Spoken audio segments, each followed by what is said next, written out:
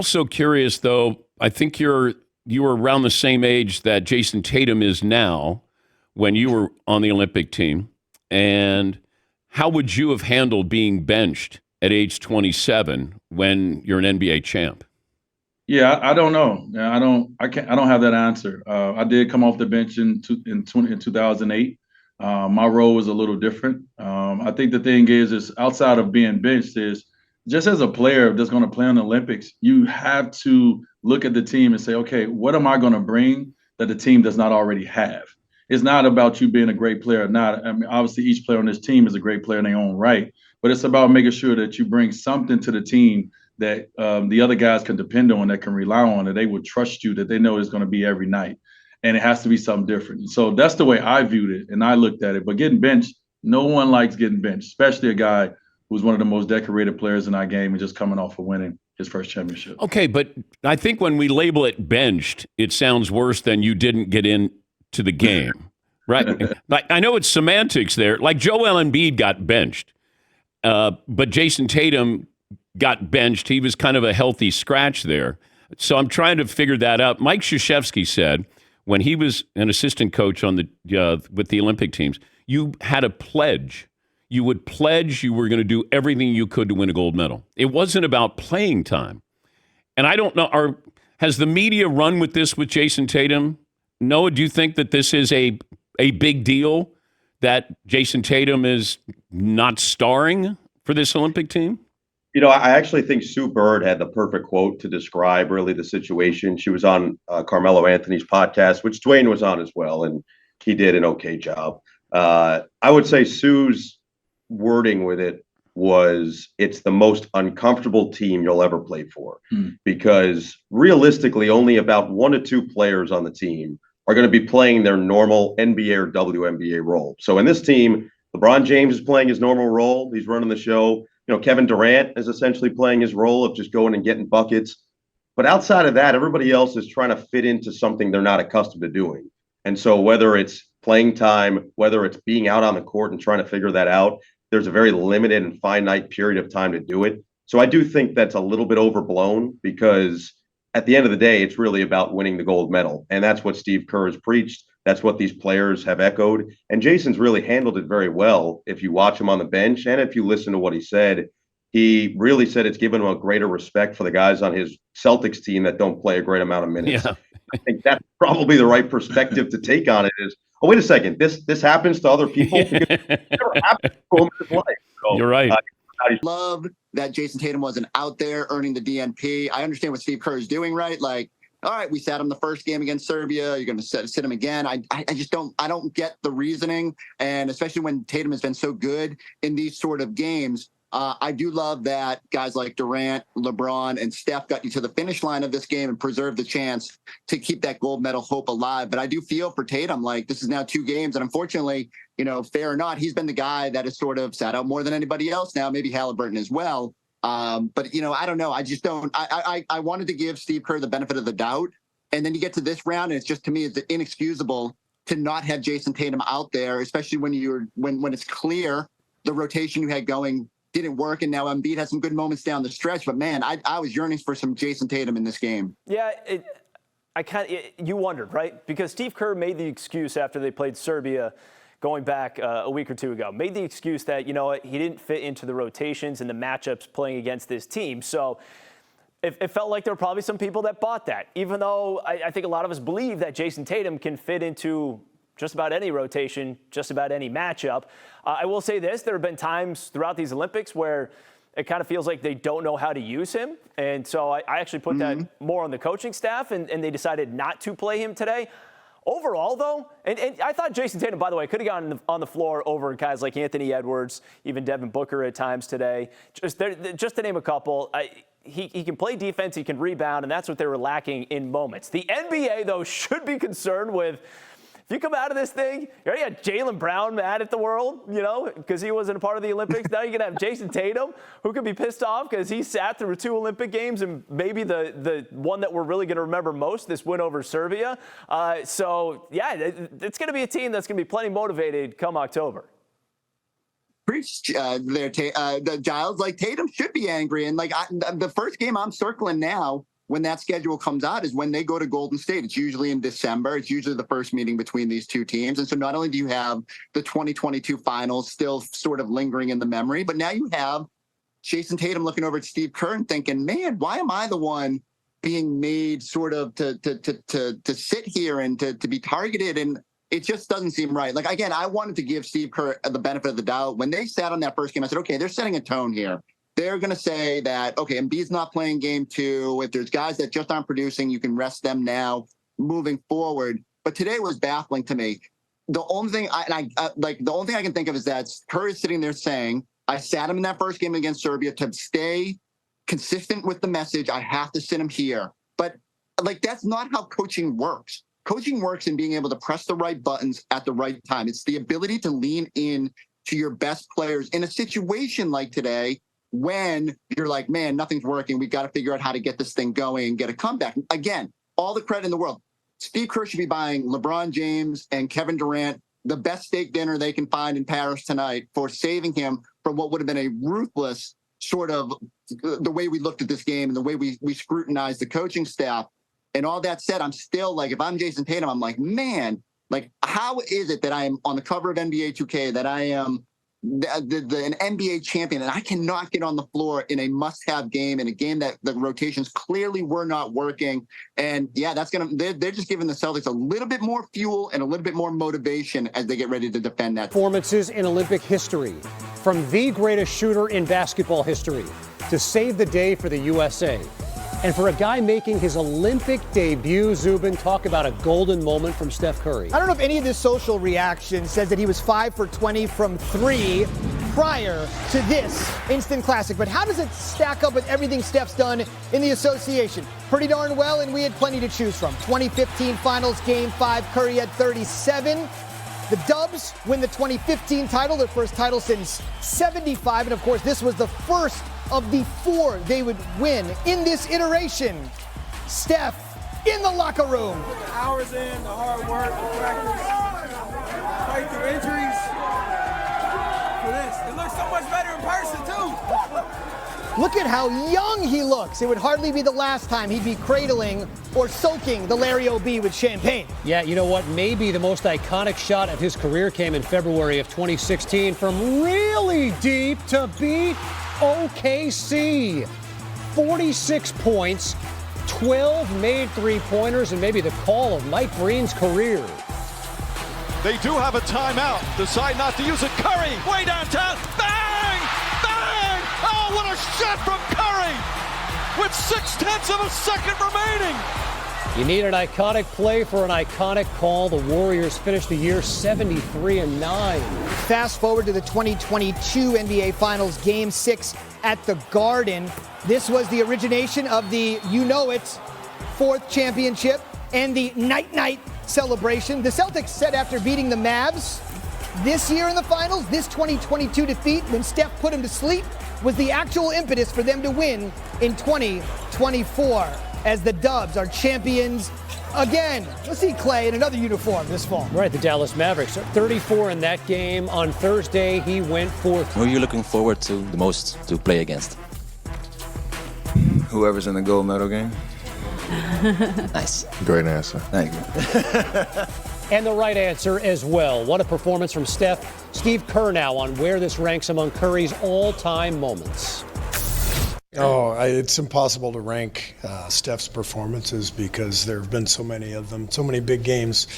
But it's different playing for USA basketball than it is playing for your NBA team. You know, you're literally playing for your country. And so it didn't surprise me at all that Steph had the game that he did.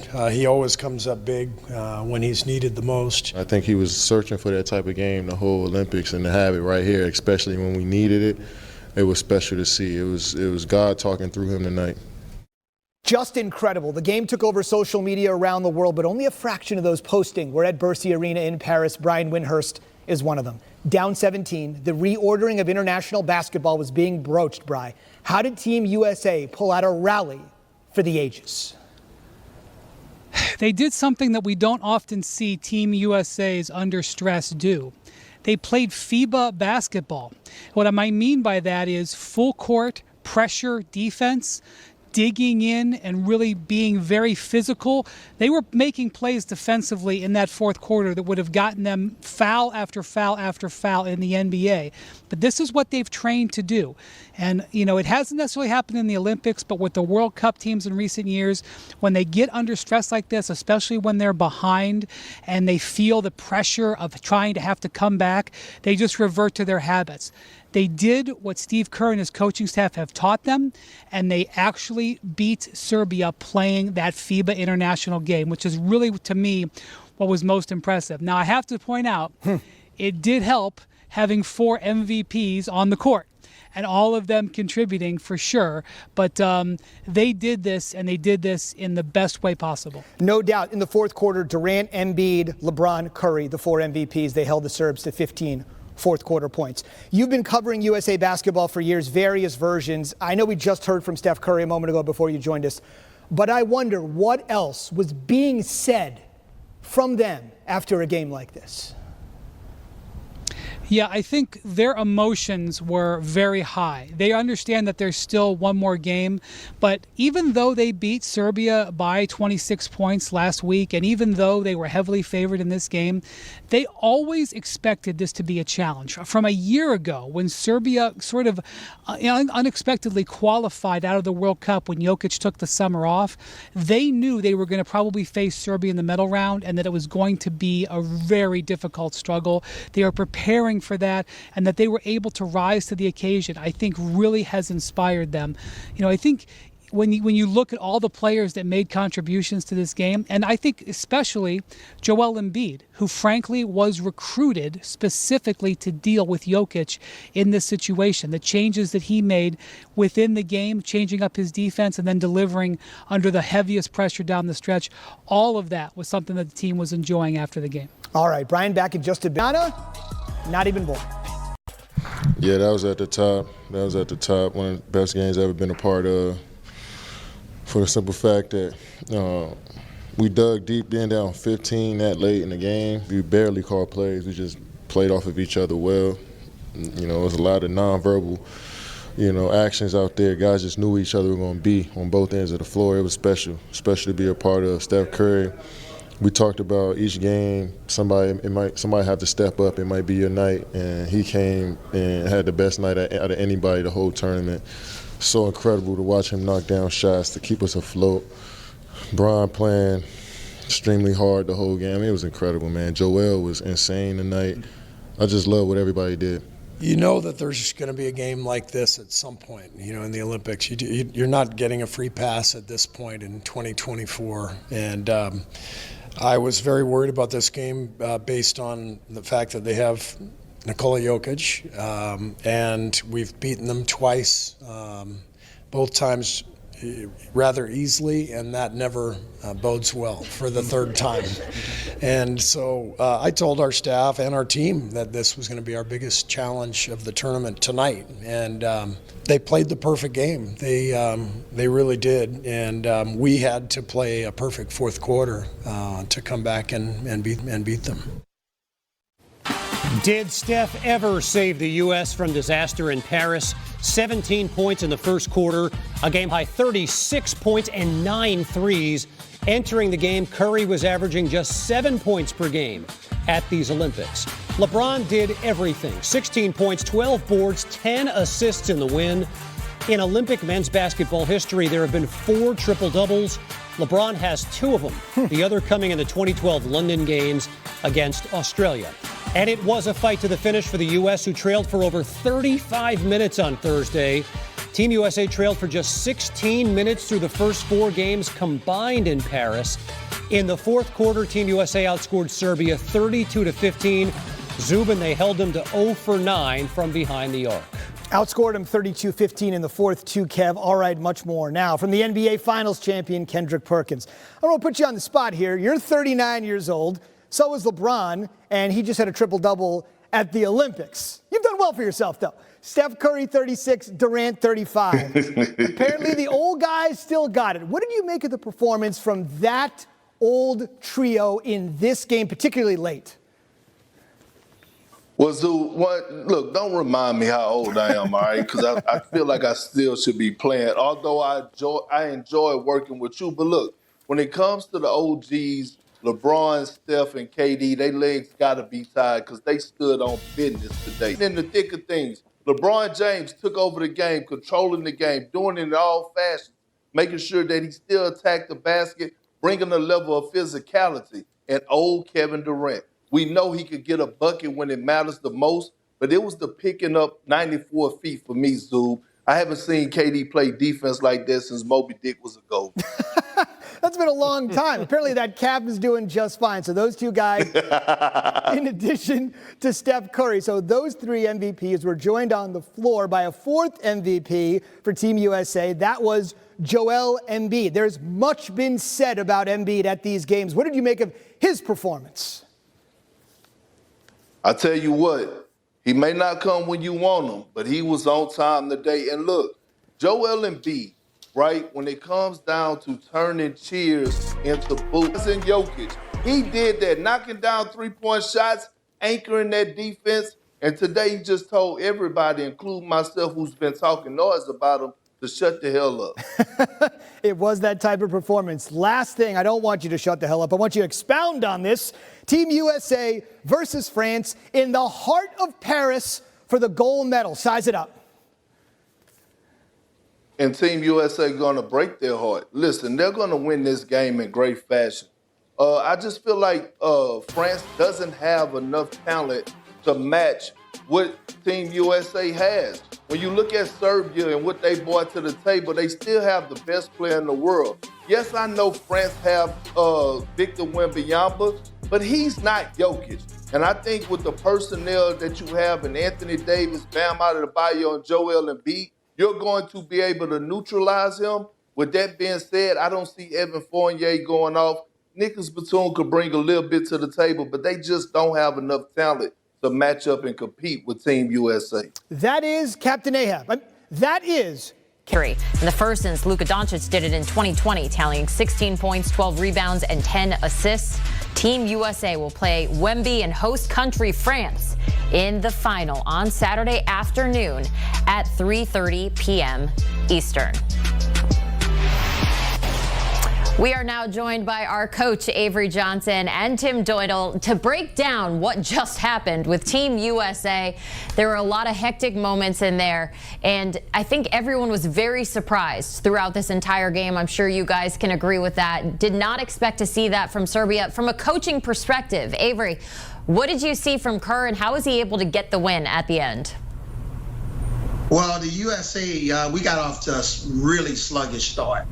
I think guys attending all of the different events, supporting the other sports, while that's very good in terms of supporting your country, we look sluggish and lethargic. I like what Steve Kerr did. He finally found the lineup in the fourth quarter, especially with Durant and LeBron James and Embiid, mixing in a little bit of Anthony Davis for a possession or two, along with Holiday and Steph Curry and Booker. So he found the lineup. Those guys really played well. Steph Curry basically saved the entire Olympics for us. LeBron James with his triple-double. Booker made a huge three right there at the end of the, with about 3 minutes to go in the fourth. Embiid was his best game and much needed game. I'm glad Embiid was on our team. This was a very impressive comeback. We were down by 15 at one time. But again, when you got LeBron James, Kevin Durant, that can put somebody in the blender, knocks down that pull-up three from the right elbow, basically sealed the game for us. Drew Holiday with his defense. Sensational fourth quarter performance for the good guys, our USA team. Coach, I never want to say anything against what you have out there. We were down by 17 at one point. It was that bad, and they were able to come back and get the W. And a lot of that thanks to LeBron James. LeBron with the fourth triple-double in Olympic history. Tim, what did you see from LeBron out there? First of all, why are we using the funeral voice? They won, okay? So, like, they advanced, they move on, they figured out a way. Yes, everyone's using, like, the funeral tone. It was scary for a while there, Doyle. No, it wasn't scary at all for me. Put me on camera right now, okay? Because I told everybody, and I mean everybody, Serbia plus the points, I wasn't scared at all. The bag is out, okay? What did I see? This game should have been 7.5 between 16.5 points. Yeah, scared if you're a United States or American fan. Of course I was rooting for USA to win. But if you took Serbia plus 16.5 points, this game was not competitive. I said, after game 1 of the Olympics, the way the United States played against Serbia, if they could bottle that game up and play against any team in the history of Team USA, they would have beaten that particular day. They shot over 60% from three, over 50% from the field, and Durant and LeBron made their first 14 shots. That was a game they trailed by 6 before Durant came in the game, hit a 3, Anthony Edwards hit a 3, and then the wheels fell off for Serbia. It was an amazing game. First of all, it was one of the best games I've watched in years, just because there was so much pressure on the United States, right? But it was like Serbia who was playing with all the pressure. That was actually fun for me to watch Kevin Durant not get flustered, to watch Steph Curry not get flustered, watch LeBron James at the peak of their powers. I mean, they have MVPs out there. We're not talking about just great players. All these guys have been MVPs at one point, and they did not get flustered. Now, saying all this, they beat Serbia with the best player in the world, and he was surrounded by, let's just say, a mediocre cast. What if Serbia had a Jayson Tatum or a Tyrese Halliburton, 2 guys that didn't get off the bench? I don't know if they would have won the game, but this was an amazing basketball game. The great poise by the United States on both sides of the ball. Thought defensively they just locked up in the fourth quarter.